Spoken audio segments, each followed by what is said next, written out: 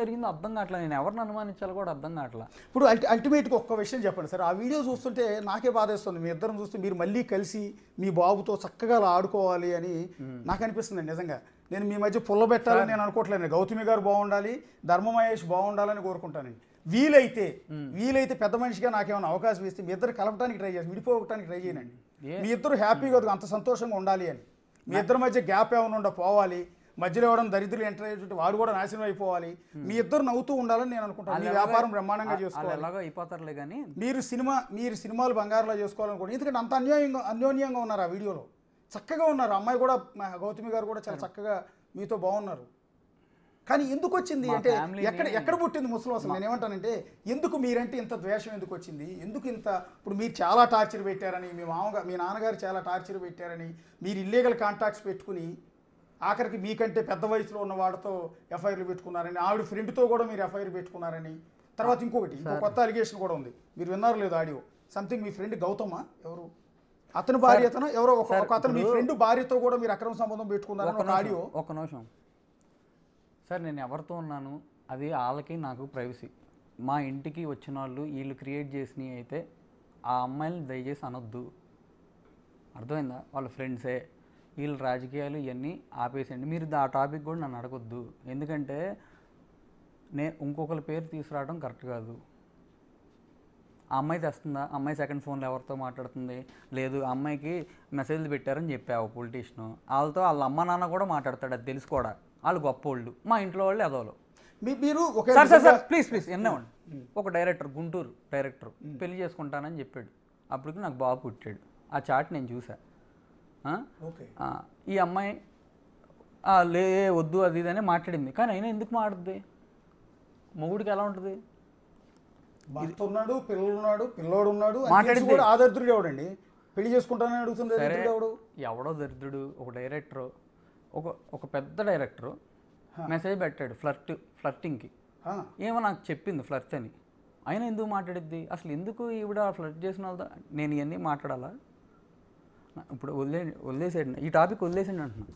ఇప్పుడు ఆ అమ్మాయి జిస్మత్ కోసం చేస్తుంది అండ్ ఆ అమ్మాయికి ఇంకెవరు ఉన్నారో నాకు తెలియదు. నేను అసలు లేరు నాకు అది ఇది అంటే డైవర్స్ ఎందుకు అసలు నీకు? సరే డైవర్స్ అడిగావు, ఓకే, బాబు కోసం కలిసి ఉందాం అన్నా, వద్దు నేను టార్చర్ అని అది ఇది అని చెప్పింది కదా.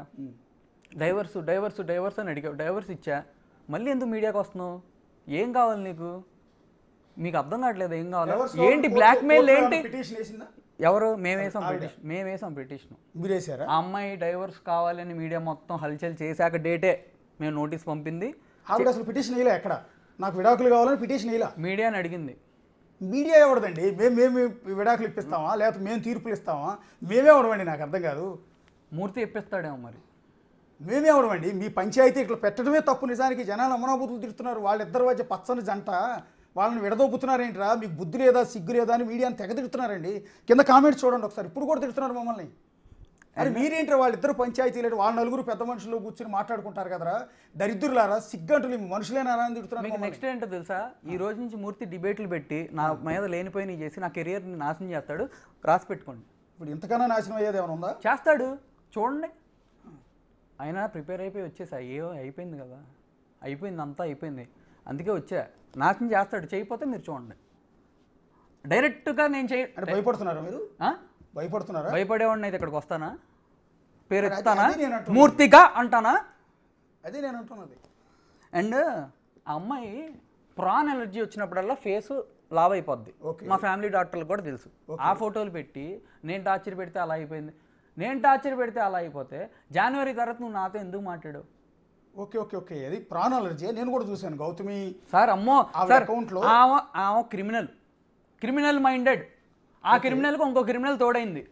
వీళ్ళు ఇటు తిప్పి ఏంటి సార్ ఆ తిప్పుడు? బాబాయ్ ఆ తిప్పుడు మాట్లాడు. నేను స్ట్రైట్గా మాట్లాడాను సార్ ఇవాళ. ఓకే, నేను ఉన్నది ఉన్నట్టు మాట్లాడా. ఓకే, నేను చెప్పిన దాంట్లో ఒక్కటి అబద్ధమైనా ఒక్క చావు చేస్తా, స్ట్రైట్గా చెప్తున్నాను. అండ్ మూర్తికి కూడా చెప్తున్నా, మేము కోర్టులో చూసుకుంటాం, నువ్వు అసలు పెద్ద మనిషివే కాదు. ఎందుకంటే నిజంగా నా కొడుకు గురించి ఆలోచించేటవైతే నువ్వు నన్ను అంత అల్లరి చేస్తుంది అమ్మాయి.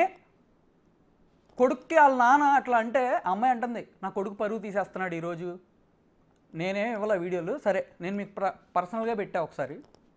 కొడుకు పరువు తీసేస్తున్నాడు. నువ్వు తీసింది, నువ్వు రోడ్లకి ఎక్కావు, నువ్వు చేసింది, నువ్వు ఈ పెంట చేసింది, ఈరోజు మీడియాలో ఇక్కడ కూర్చోటం కారణం నువ్వు. ఇప్పుడు ఈ నువ్వు నేను ఏదో చేశానని అంటున్నావే, జనవరిలో తెలిసింది అంటున్నావే, నువ్వెందుకు ఇప్పుడు వచ్చావు? జస్మత్ నేను ఆపినందుకు కాదా? ఈ రోజు ఎందుకు వచ్చింది? అప్పటి నుంచి రావాలిగా. సరే నేను ఎదవా అంటుంది కదా, ఎదవన్నప్పుడు ఇప్పుడు ఎందుకు వచ్చింది?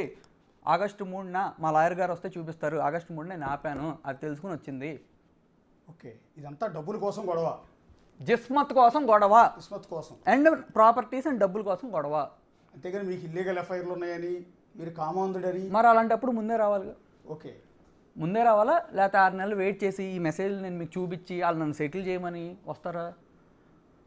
డ్రైవర్స్ కావాలంటే కోర్టుకి వెళ్ళొచ్చు కదా.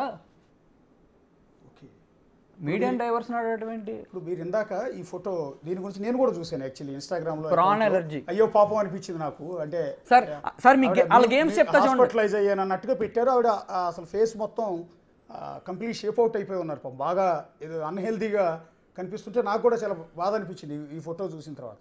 ఇదేంటి ప్రాన్ అలర్జీయా? నీకు దమ్ముంటే ఇక్కడ కూర్చొని ప్రాన్స్ తిను, ఫేస్ అలాగే అయింది, తిందలే దొరికిపోద్దుగా. అంటే రొయ్యలు తినటం వల్ల ఇట్లా అయింది ఫేస్. నేను అందుకే మీకు కొన్ని వీడియోలు చూపించా, మేడం గారు అబద్ధాలు చెప్తారని. మీకు మీడియాకే దొరికిపోయింది, డైవర్స్ నాకు కావాలి అది ఇది అని చెప్పి మీడియాకి కూడా దొరికింది. ఆ వీడియోలు అన్నీ పోతాయి. ఆ అమ్మాయి ఎక్కడైతే దొరికిద్దో ఆ వీడియోలు కూడా పోతాయి, ఏం ఉండవు. నన్ను వీడియోలు మాత్రం బాగా పుష్ చేస్తారు. నేను మీమ్స్ వేపిస్తున్నా అది అని చెప్తుంది. ఇప్పుడు ఒక మీమ్ వచ్చిందా, నేను మాట్లాడా అని చెప్తుంది. ఆమె మీమ్ బేస్ మొత్తం నాయే ఉన్నాయి. ఎవరు వేపించారు? మేడం గారే ఇచ్చారు. మేడం గారు ఒక క్రిమినల్ మైండెడ్, క్రిమినల్ గౌతమి అని పెట్టుకోవాలి. గౌతమి చౌదరి కాదు, జీసీ గౌతమి క్రిమినల్.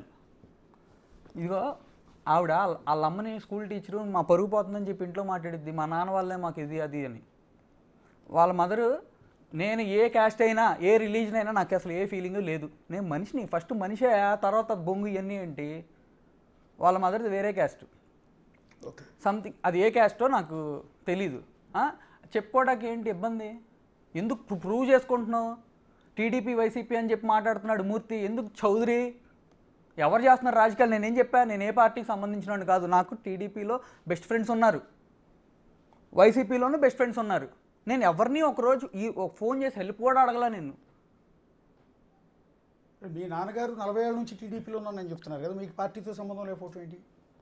సార్ నేను ఏ పార్టీ మనిషిని కాదన్నాక వదిలేసి. ఓకే, మా ఫాదర్ గురించి నేను నా బాధ చెప్పాడా కూర్చో. ఒక్క నిమిషం అండి, ఒక్క నిమిషం.